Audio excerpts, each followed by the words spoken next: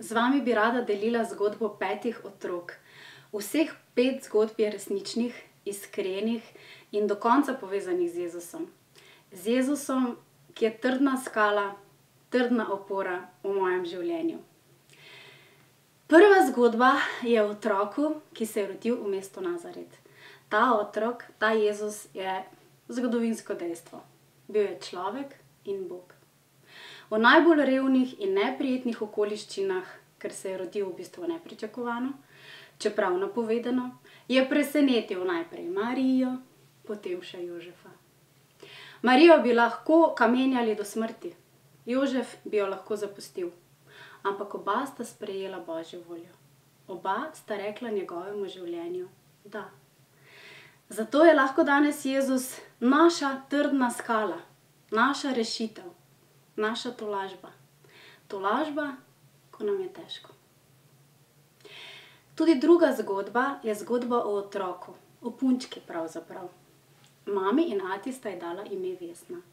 Ta Vesna sem jaz, moja starša, žal nista ostala dolgo skupaj in zaradi tega mi ni bilo lahko.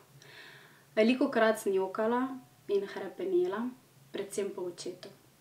Ko sem bila najstnica, sem nekako zašla, se izgubila.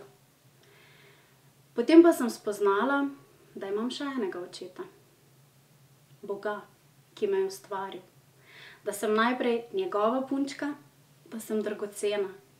Da je on moja skala, moja trdna opora v življenju. Vedno in povsod. Tretja zgodba je o mojem sinu. Prišel je kot darilo, kot čudež. Zdravniki so mi namreč rekli, da nikoli ne bom mogla imeti svojih otrok. Ampak nikoli ne reci nikoli. Bog je velik. Rodil se je Matija in za mamo ni lepšega, pa tudi ne težjega poslanstva, kot biti mama. Mama mora biti nežna, močna, prijazna, dosledna, potrpežljiva, marsikaj, kar je pogosto težko. In takrat spet in spet in spet je Jezus moja skala, moja opora. Pokaže mi pravo pot, pokaže mi rešitev. Pa če pojem, če molim, grem v cerkev. Kadarkoli se obrnem na njega, je on tam. Četrta zgodba. Poročena sem. To je zgodba o najinem nerojenem otroku.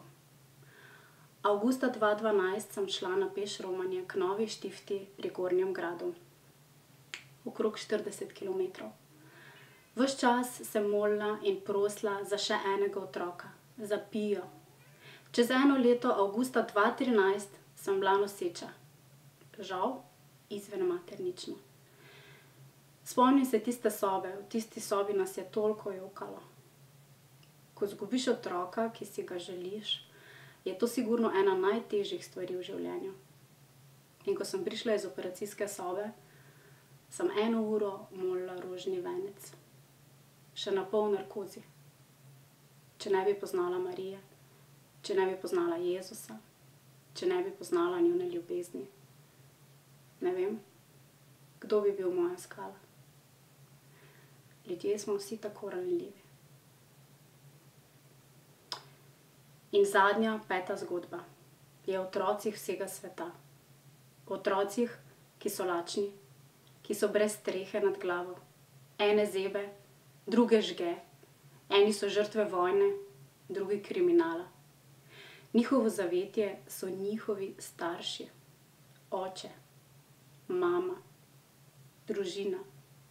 Vsak otrok misli, da sta njegova oče in mama vsemogočna, velika, močna, gor jih gleda. Ampak tistim staršem, ki vejo, da so tudi sami Božji otroci, je najbrž lažje. Imajo Jezusa, imajo trdno skalo v svojem življenju, da so lahko mali in veliki hkrati. Bogu hvala, da je naša trdna skala. Deli naprej.